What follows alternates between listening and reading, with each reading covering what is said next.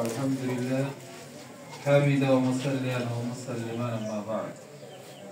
উপস্থিত রয়েছেন আজকে বার্ষিক পরীক্ষার আমাদের মাদ্রাসা প্রধান রইস হাফেজ মাওলানা নুরুল ইসলাম সাহেব মুন্তাসির আলিয়া উপস্থিত রয়েছেন উস্তাদ আসাদিজা জনাব মাওলানা মোহাম্মদ মিজানুর রহমান সাহেব হাফিজাহুল্লাহ।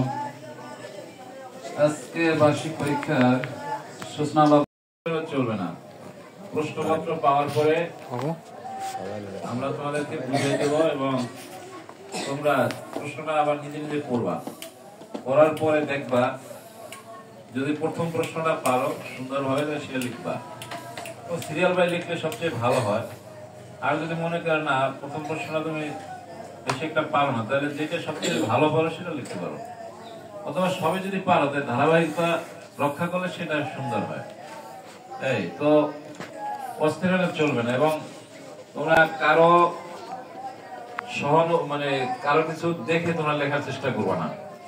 তোমরা নিজে যতটুকু পারো সেটাই লিখবা, তাহলে তুমি বুঝতে পারো তোমার অবস্থানটা কি, তুমি কোনটা পারো কোনটা পারো না। আর যদি দেখে তুমি 100% অ্যান্সার করো, তাহলে তুমি বুঝতে পারলা না যে পরীক্ষা আসলে তুমি তোমার কোন জায়গায় দুর্বলতা আছে, কোন প্রশ্ন তুমি ভালো থাকবে না।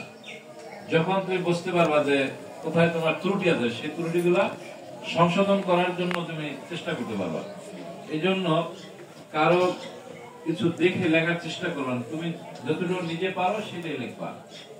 সেটাই তোমার পরবর্তীতে আবার তোমার বিল্ড আপ হওয়ার জন্য তোমার শেখার একটা আগ্রহ সৃষ্টি হবে।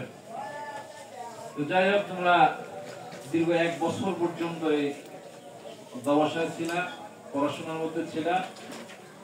সেই 1 বছরের আজকে পরীক্ষার মাধ্যমে তোমার এই বছরের সমাপ্তি হবে। এবং একটি বছর তুমি কি প্রস্তুতি গ্রহণ করেছো, কি করেছো, কি ধরনের চেষ্টা করেছো, সেগুলোর এই পরীক্ষার মাধ্যমে সেটা পরবর্তীতে প্রকাশিত হয়ে যাবে। এবং এই পরীক্ষার শুরুতে কিছু তুমি ভুলে গেছো, আবার হয়তো বা কিছুক্ষণ পর আস্তে আস্তে তোমার সেটা স্মরণ আসতে পারে, তাহলে সেটা তোমার অস্থির হওয়ার কোনো কারণ নাই। তুমি একটা প্রশ্ন অর্ধেক করে সেটাই লেখো, কিছু জায়গা রেখে দেবে যে পরবর্তীতে তোমার যদি স্মরণ আসলে সেটা আবার বাকিটা তুমি লিখবা।